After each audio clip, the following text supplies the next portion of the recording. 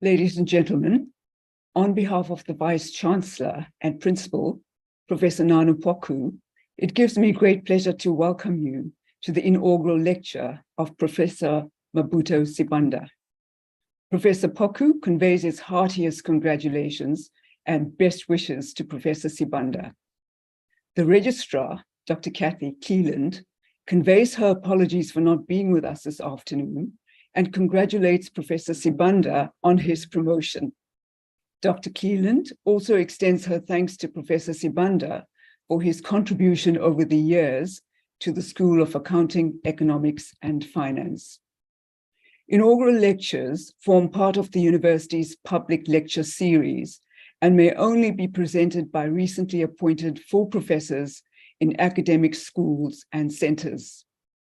Inaugural lectures present an opportunity to showcase the exciting and groundbreaking research and teaching being carried out by the professors at our university. Each lecture represents a significant milestone in an academic's career and officially recognizes their promotion or appointment to full professorship.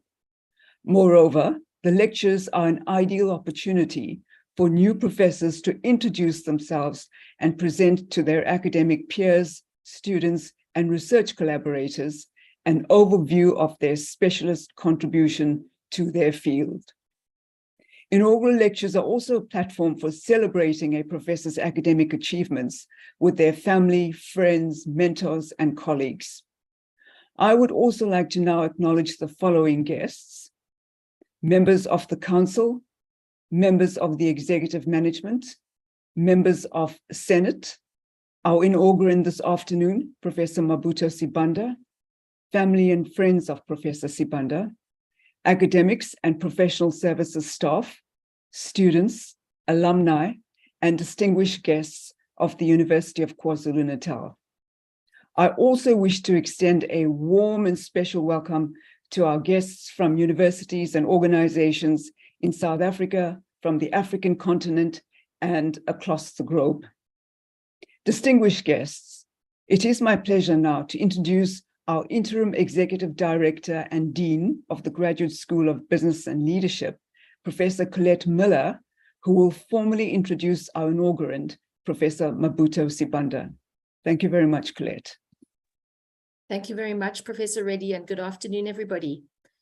Professor Mabutho Sibanda is a full professor in the discipline of finance in the School of Accounting, Economics and Finance in the College of Law and Management Studies at the University of KwaZulu-Natal in Durban, South Africa.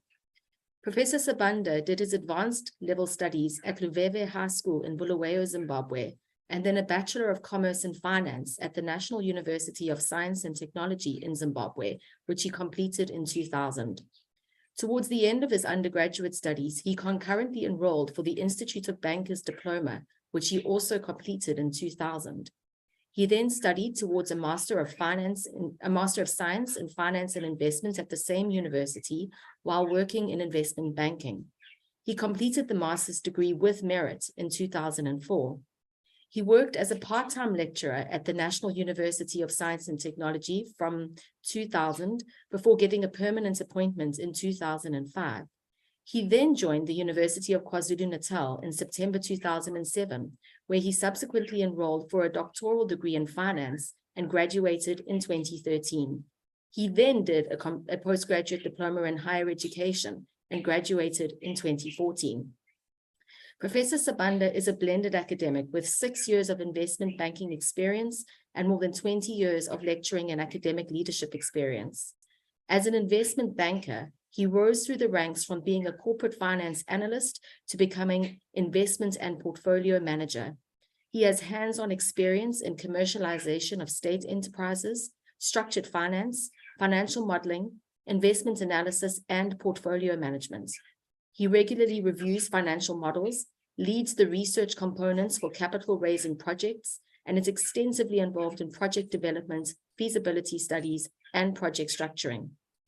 Professor Sibanda is an interdisciplinary scholar with research interests in development finance, financial markets, credit risk modeling, and corporate finance.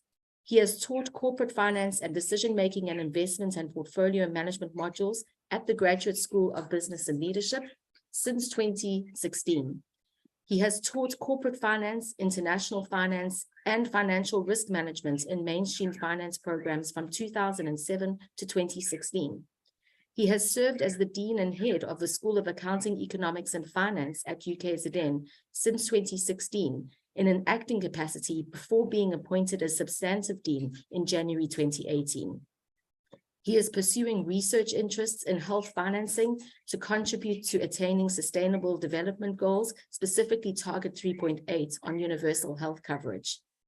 Professor Sibanda has supervised over 15 doctoral candidates and several master's students to completion. He has also examined a number of master's and doctoral theses from various universities in South Africa and internationally.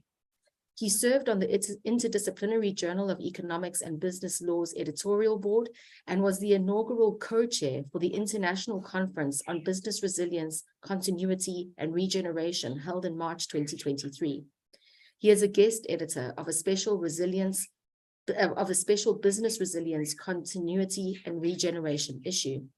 He also serves as country chair for Gibata Annual International Conference. Professor Sibanda is a founding director of the Business Rescue Unit. This research unit seeks to promote research and knowledge sharing in the field of business rescue, financial distress prediction, insolvency rehabilitation, and turnaround management of companies. As a leader, Professor Sibanda believes in lifting as he rises, as evidenced by the mentoring and coaching of staff in the school, which has resulted in organic growth in the academic disciplines. He is also passionate about academic and student support, which has led the school to raise funds to assist students from disadvantaged backgrounds. Professor Sibanda has served as an external representative on the panel that conducted a comprehensive review of the academic, administrative, and financial viability of various academic programs within the university and regionally, including Zimbabwe and Zambia. He has also served as a panelist to review the effectiveness of the Teaching Development Grant closing out phase. Professor Sibanda is an associate member of the Institute of Bankers of South Africa and an associate member of the Institute of Risk Management of South Africa. Please join me in welcoming and congratulating Professor Sibanda on this achievement. Professor Sibanda, you have the floor. Thank you very much indeed. Vice Chancellor and Principal, Professor Nanapoku, the Acting Deputy Vice Chancellor of the College of Law and Management Studies, Professor Manigay Reddy, Interim Dean and Executive Director of the Graduate School of Business and Leadership, Professor Colette Muller, members of Council, members of the Executive Management, members of Senate, colleagues, family, friends and relatives, greetings, Sanibonani. Please allow me to acknowledge my lovely wife, Patiwe Sibanda, and my 3 children, Dumoluthe, Tandoluthe, and Sizoluthe, who have all unequivocally supported me in this journey to become a professor. It would be amiss for me not to acknowledge Abazali Bami, Ubusiso and Abigail Sibanda, who saw potential in me and invested in me. Izandla zedlula ikhanda, ovodloza nomakhawu. My late parents, Mr. and Mrs. Obed Sibanda. My late grandmother, Ukoko Madube, thank you. To my late mother, Umama Umandlovu, I remember when I almost lost sight at the age of 15. You did whatever you could do as a mother. Your efforts and love shall forever be cherished. May her soul rest in eternal peace. To my late grandfather, Uncomanzi, Kakudla Kwempi, Kamalipise, Kasilichena, Inyone Mhlophe, who, when I was only 11, planted a seed of hope in my life by encouraging me to pursue business studies instead of what I thought I loved the most then, building. To my siblings, thank you for your encouragement throughout the journey. I would like to also thank and appreciate my mentor, Professor Emeritus Mel Holden, who helped shape my academic career. Professor John Mbangizi and Professor Anesh Singh, thank you for having faith in my abilities. Bungwe Primary School, where I did my primary school. eKwaDemba, Komahlabayithwale, thank you. Luveve High School, thank you. The National University of Science and Technology, you pushed me to think in other terms. I appreciate that. And Dr. Mtungwazi, you mentored me in my early academic career. Thank you very much. To my friends and relatives, thank you for your support and encouragement. To my spiritual parents, Pastor Temba and Tutu Mahlaba of Cornerstone Christian Church, thank you. Finally, to God be the glory and honor. Ladies and gentlemen, did you know, as of 11th August 2023, the Johannesburg Stock Exchange market capitalization, which is the number of shares issued multiplied by the market price, stood at 21.3 trillion rands, which is about 3 times the country's GDP. Of note, it represents only 280 firms listed on the JSE, of which 85% of the value is on the Johannesburg Stock Exchange top 40 companies. 21 years ago, the market capitalization stood at 1.6 trillion rand, which is 141% of GDP. That is as at end of June 2002.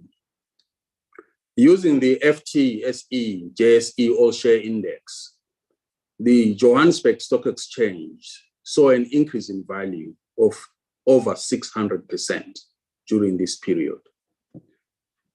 It is indeed a great honor and privilege to deliver this inaugural lecture on the trends in business finance in post-apartheid South Africa. In this lecture, I provide some of my philosophical views and evidence on the trends in business finance from the neoclassical lens, intending to identify the possible paradigm shift in the culture of financing businesses in South Africa. I believe that understanding and critically analyzing the evolving landscape of business finance in post-apartheid South Africa can pave the way for a more inclusive and sustainable economic future. As we delve into various trends and patterns that have emerged over the years, we must recognize the historical context in which these changes have taken place and their impact on different sectors of society, particularly the business sector. By shedding light on successes and shortcomings of business financing models, we can foster a deeper comprehension of the challenges that still lie ahead. My hope is that this lecture will serve as a catalyst for discussions, collaborations, and innovative solutions to address the lingering issues in access to finance among businesses in our nation. Identifying possible paradigm shift in South Africa is crucial for fostering economic growth, promoting inclusive development, and encouraging sustainable practices. It enables stakeholders to seize investment opportunities, formulate effective policies, adapt to changing financial landscapes, understand social impacts, facilitate academic research, and plan for long-term success, of which all contribute to a more robust and more equitable economy for the nation. Today, I present a lecture that focuses on firms listed on the Johannesburg Stock Exchange, the JSE, and primarily non-financial firms. The exclusion of financial firms is premised on the fact that their balance sheets are highly leveraged by nature, and these institutions are also highly regulated, thus will distort the analysis of the entire market if included in this study. Stock exchanges are predominantly regarded as economic barometers of their respective countries and representative of the market portfolio. Stock markets are generally accepted as a market portfolio, and as suggested by Richard Roll in 1977, creating a truly diversified market portfolio is impossible, hence the need to use stock exchanges as a proxy. In this lecture, I seek, firstly, to establish how firms turn markets into levers of growth. Secondly, determine how listed companies are financed.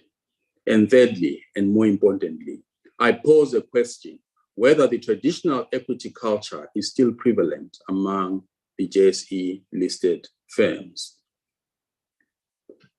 Like most of the studies I've embarked on since joining academia, this study is premised on the positivist worldview, a philosophical worldview that seeks to identify and assess the cause and effects or outcomes of variables. Thus, this inquiry is based on numeric observations governed by objective theories, in this case, corporate finance theories relating to the capital structure decision. The strategy of inquiry is quantitative, although in this lecture and for simplicity, the use of models will be avoided in favor of descriptive analysis of data over a 28-year period. Ladies and gentlemen, corporate financial management can be considered a firm's heartbeat.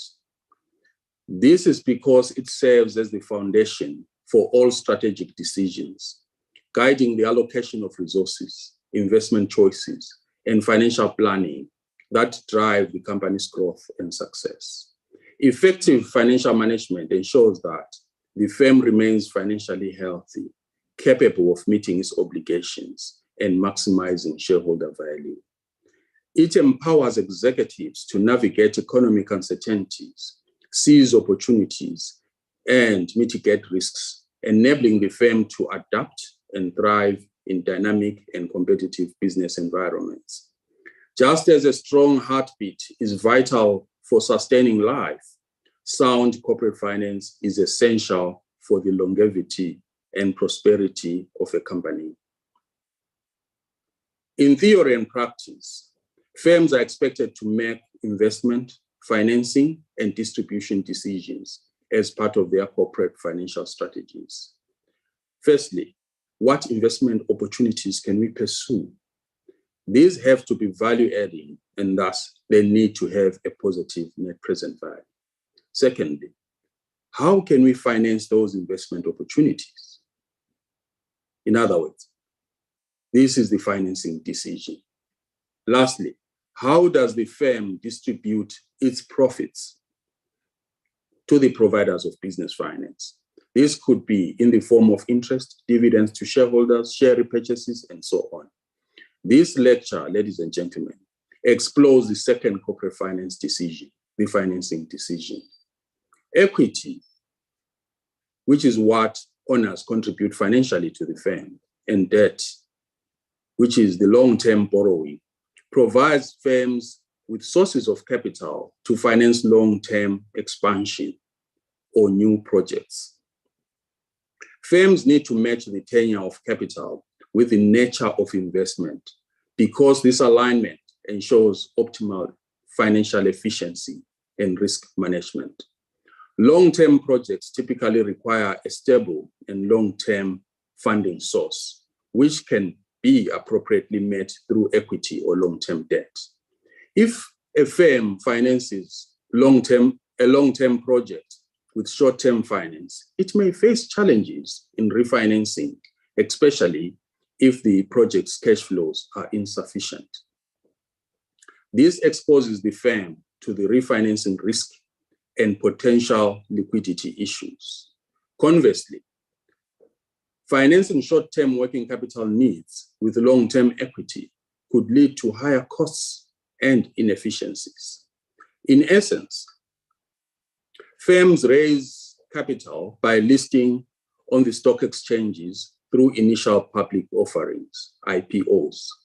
IPOs refer to the first issuance of stocks or shares to the public by a company seeking listing on the exchange. The first issuance of stock is done in the primary market within the capital markets. After listing, the firm's shares trade in the secondary market, a market for stock already issued or outstanding. Also, a listed firm may raise further capital through a rights issue, which is an offer of new additional shares to existing shareholders on a pro rata basis. rights are often traded. That is to say, shareholders who do not want to follow their rights have the option to sell those rights to other prospective buyers, although the exercise leads to dilution of existing ownership. Interestingly, and possibly alarming, developments have emerged concerning the listing of companies on the Johannesburg Stock Exchange, shedding light on the state of capital raising in the nation over the past 30 years. The most concerning revelation is the significant decline in the number of listed firms, with a mere 280 companies currently listed on this Johannesburg Stock Exchange. This startling figure is reminiscent to the mega number of companies listed during the initial 3 years of the Johannesburg Stock Exchange establishment in 1887, where just over 300 companies were listed. And that is some 133 years ago. That was a time marked by the Witwatersrand gold rush, which offered plentiful resources of capital and an abundance of investment prospects. From 320 firms listed in 1994, reaching 600 by 2001, the 280 firms on the Johannesburg Stock Exchange in August 2023 entail a total of 14 net delistings annually. Of course, this was for a plethora of reasons. Between 1994 and the beginning of July 2023, 588 companies listed on the exchange, while during the same period, 981 companies delisted from the exchange, resulting in an average of about 14 net delistings per annum. The reasons for these delistings include weak economic growth, changes in sentiments, consolidations, cyclical changes, and we can also think of the industry life cycle and how firms are established through the growth, maturity, and decline phases. These phases require different sources of capital, with the decline phase of the firm's life reliant mainly on private equity, which entails delisting the company from the stock exchange. The sharp contraction in listed firms raises severe concerns for policymakers and other stakeholders about the overall health and vibrancy of the nation's economy and the opportunities available for investors. Despite a downward trend in listings on the JSE, I'm inclined to say that this capital market remains robust and an excellent source of capital for firms. That is, in spite of the decrease in the number of listed firms, the market itself remains robust and continues to facilitate capital raising activities. Various indicators such as performance of existing listed companies, the liquidity of traded securities, and the overall confidence in the market all point to a well-functioning market. The market also represents excellent opportunities for investors seeking returns from equity investments. This underscores the potential for growth and profitability in the market. Moreover, its reputable history of resilience, strong regulatory oversight, and a diverse range of listed securities make it appealing for wealth creation. Since the seminal work of Modigliani and Miller, M&M, in 1958, the discourse on the optimal capital structure remains inconclusive. Modigliani and Miller theorized that firm value is unaffected by how firms are financed. That is, the proportion of debt and equity will not affect firm value. The theory, known as the capital structure theory, is founded on assumptions of a perfectly efficient world with no taxes, no transaction costs, no bankruptcy costs, and readily available and perfectly symmetrical information. We know that these assumptions are not realistic, and instead, capital markets, the markets for raising long-term funding sources, are marred with delayed and misleading information and relatively high transaction costs. M&M maintained that firm value is only affected by the capacity of its assets to generate income and not how those assets are financed. This implies that the value of an unlevered firm, in other words, the value of a firm without debt, equals the value of a levered firm, which is the value of a firm with debt, if their assets have the same capacity to generate income. However, later in 1963, M&M amended their theory by introducing corporate taxes and distress costs of too much debt to their model. They showed that interest payments from debt finance lead to tax savings, what they call the interest tax shield. And the optimum level of debt to equity ratio is reached when the weighted average cost of capital is at its lowest and firm value is maximized. After the optimum level of debt ratio, more debt results in distress costs, which reduce the present value of the interest tax shield. Thus, every firm has an optimum capital structure that requires its management to ascertain. Another theory that seeks to explain how firms are financed or should build their capital structures is the pecking order theory, promulgated by Stuart Myers in 1984. Myers argued that companies do not have a preferred debt-to-equity ratio. Instead, they seek internal finance before external finance. Internal finance, in this regard, refers to retained earnings, which are profits plowed back to the firm to exploit positive net present value investment opportunities. The second choice is external debt, and the third choice is external equity finance. The choices of external financing are ordered in this way because external debt is cheaper than external equity due to the requirement of collateral by lenders when the former is raised. On the other hand, equity is the most expensive source of finance because shareholders have the last claim on the company's assets at liquidation. They receive dividends after all providers of finance have been rewarded for investing in the firm. Under normal economic circumstances, the return on equity is greater than the return on debt due to the risks associated with equity investments. We often refer to this as a high risk, high return principle.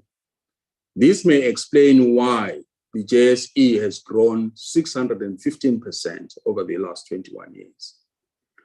Lower cost of internal finance over external debt and equity financing, leading to lower external financing costs and increased profitability for companies, together with investors recognizing the higher returns associated with equity investments, may have contributed to the surge in stock prices. The capital structure choice brings us to the question of which source of finance, debt or equity, is appropriate for firms in South Africa. While several scholars sought to explain firms' appropriate capital structure choices, the underpinning philosophical arguments remain opaque. For instance, in 2000, Levin Ross questioned the merits of bank-based versus market-based financial systems premised on the legal environment that are likely to cause financial systems to flourish.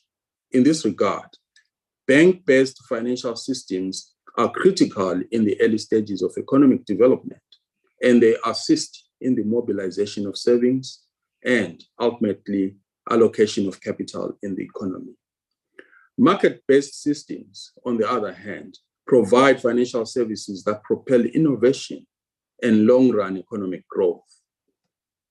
Thus, either way, banks and financial markets, including capital markets, play a pivotal role in exerting corporate control, managing risks, and mobilizing savings for the productive sector. Ross concludes by arguing that the legal system is the key driver of financial development in any economy. Moreover, other scholars who contributed to this discourse contend that financial systems play a role in economic development.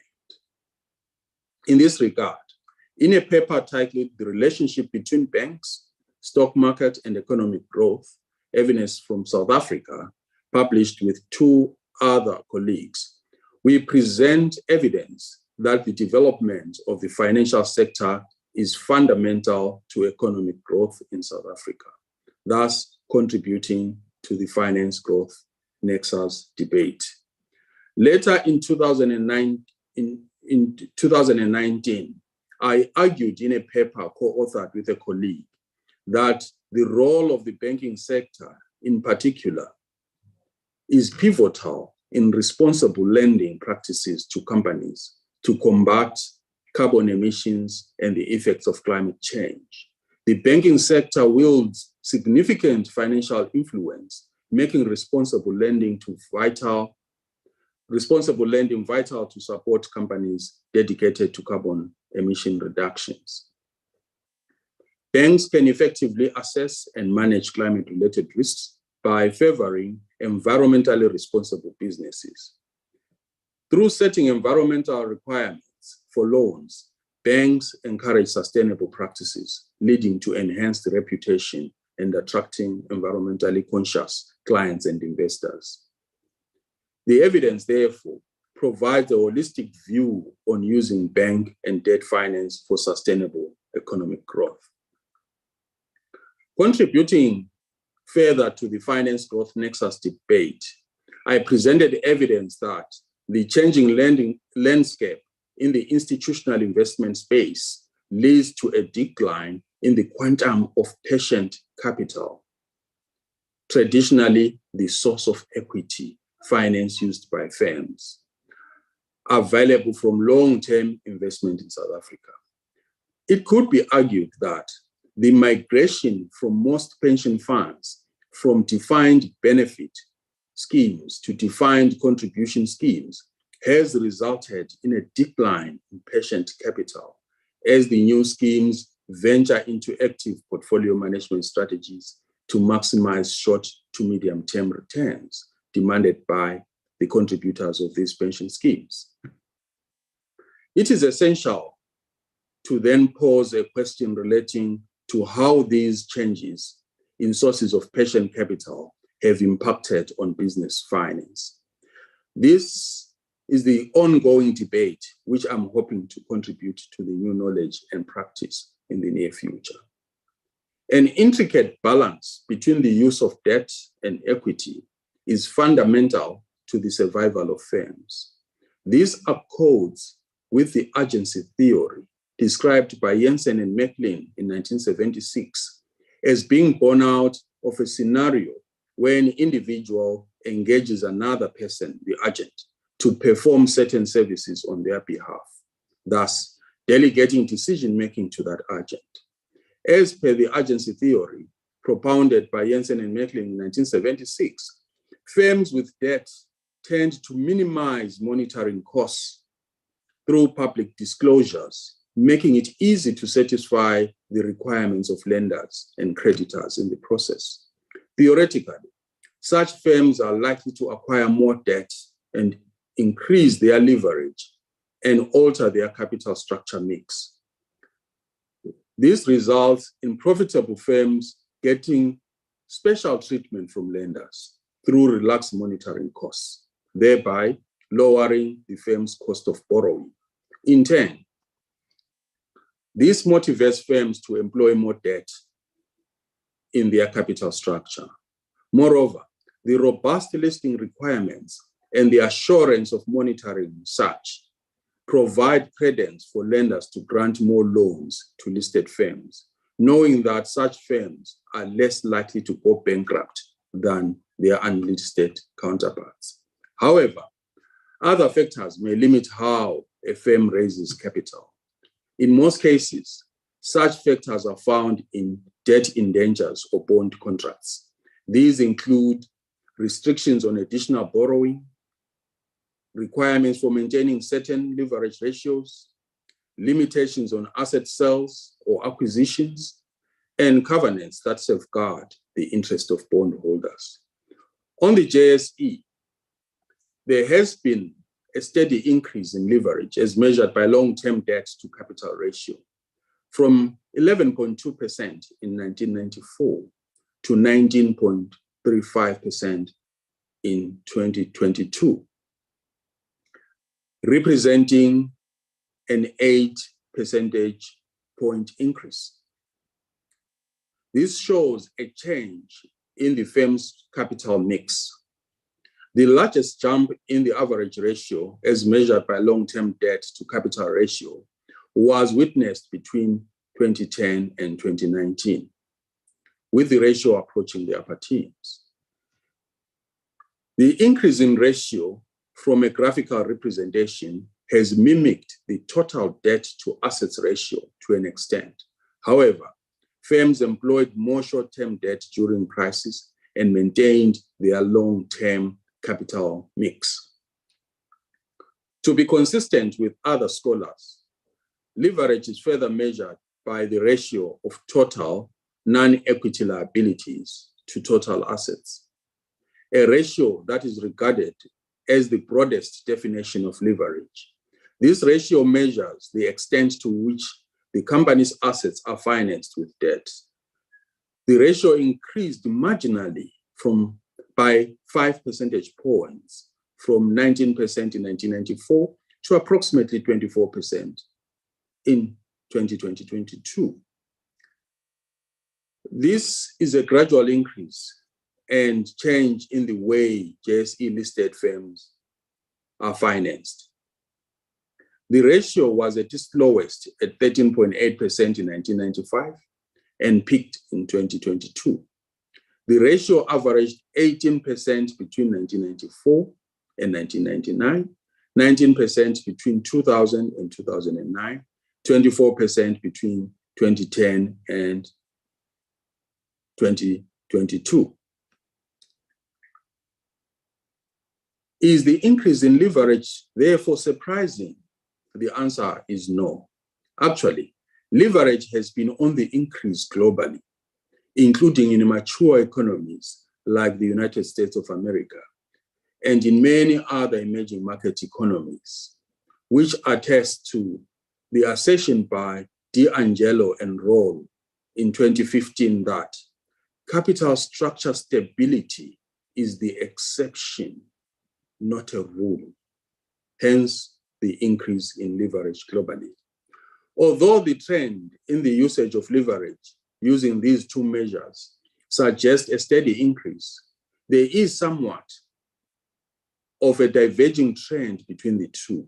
Further, it is clear that although firms are employing more debt capital in their capital structure decisions than before, the cultural shift from equity to long-term debt is rather gradual than exponential. However, firms tend to use other sources of debt, especially short-term debt for working capital purposes, and this trend seems to be increasing at an increasing rate. Despite creating liquidity through listing on an exchange, firms benefit from tax savings, the interest tax shield that I mentioned earlier, resulting from debt finance. The firm's overall value tends to rise due to the present value of the interest tax shield from debt finance. So, firms should scramble for debt financing. In context, the first corporate bond in South Africa was issued just over 3 decades ago, in 1992 to be precise, meaning the corporates heavily relied on equity and other debt instruments to finance their capital requirements before then. Since then, the JSE Debt Board has over 1,500 corporate debt instruments listed. These range from long-term debts, callable bonds, pass-through instruments, and derivative instruments. Firms list debt instruments to improve the liquidity of the instruments, thus enhancing chances of raising more debt finance and enabling the tradability of the instruments. However, the JSE also acknowledges that the liquidity of corporate bonds remains low compared to government debt. Of interest, nonetheless, the issuance of corporate debt continues to grow. With the demutualization of the bond exchange of South Africa in 2002 and its subsequent acquisition by the JSE in 2009, the JSE debt market is now the largest in Africa by market capitalization and liquidity. Some international context. The growth in leverage as measured by the ratio of total non-equity liabilities to total assets is consistent with that of corporates in other emerging market economies.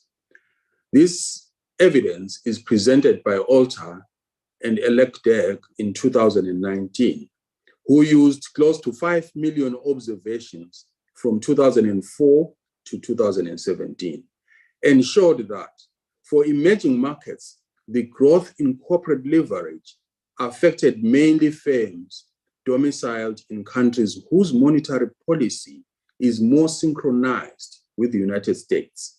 Hence, corporate leverage is influenced by global financial conditions through domestic interest rates, a main driver of the cost of debt. During this period, Alter and colleague in 2019 showed that leverage in emerging economies averaged 54%, a figure much higher, actually double that observed in South Africa. Existing literature also shows that the growth in leverage has a significant positive association with profitability. In other words, firms with dynamic capital structures tend to be more profitable than firms with static capital structures.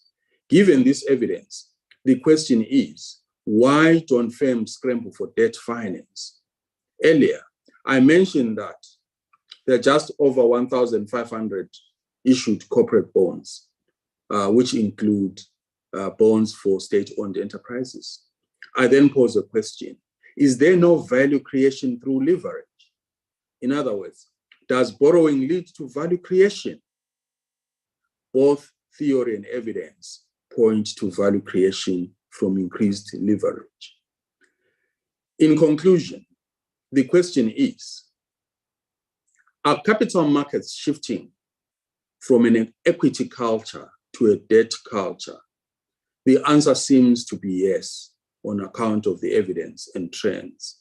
However, this has been allowed only to happen very gradually and with utmost care by decision makers at firm level.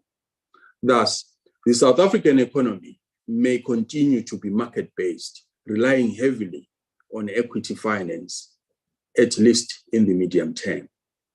The two measures of leverage discussed earlier indicate that firms are generally hesitant to raise new capital from external sources, which accords with the pecking order theory. However, due to lower monitoring costs, coupled with lower transaction costs, firms tend to employ short-term sources of debt finance, and increasingly so to meet their working capital needs. The increasing trend in firms delisting from the stock exchange then becomes much more surprising if South Africa remains heavily reliant on equity finance. In this regard, questions arise as to whether the existing capital market structure serves its intended purpose and whether equity capital can be raised easily and cheaply from capital markets in South Africa. The increased number of privatizations, liquidations, consolidations, and mergers and acquisitions only provide a minute of absolution to the question of the fit for purpose of the South African equity market. Perhaps an answer may be in the examination of cyclical changes in the economy and general confidence in the market that is coupled with low economic growth over the past decade and a half. Indeed, there is heavy reliance on equity on the Johannesburg Stock Exchange, which cements the equity culture on the market, consistent with the market-based orientation hypothesis. Could the cultural shift from equity-based market to a more leveraged market result in a different economic impact? Finally, isn't it time to rethink and reimagine the equity culture entrenched in the South African capital markets? For firms wanting to rebalance the debt-equity mix, balance sheet restructuring remains a viable option.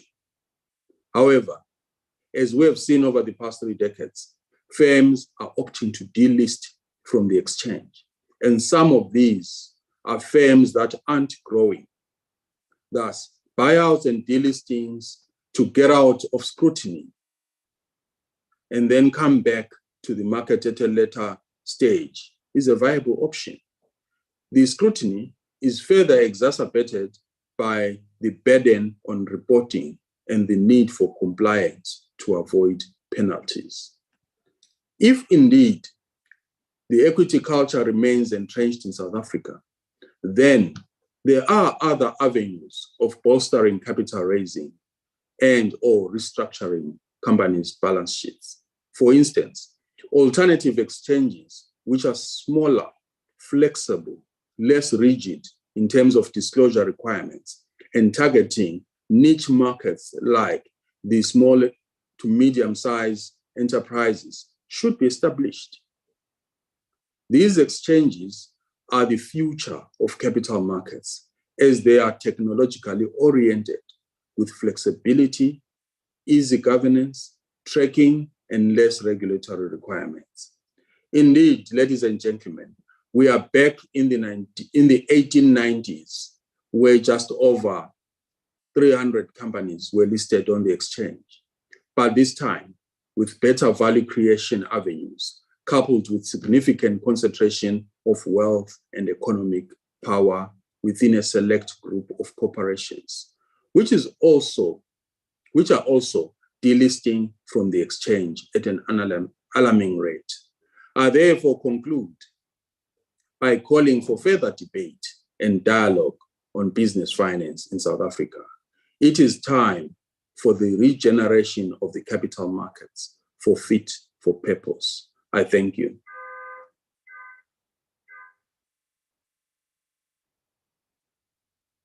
Thank you very much indeed, Professor Sibanda, for your informative and thought-provoking lecture, highlighting the perspectives and evidence informing the evolution of financial management practices amongst firms in South Africa.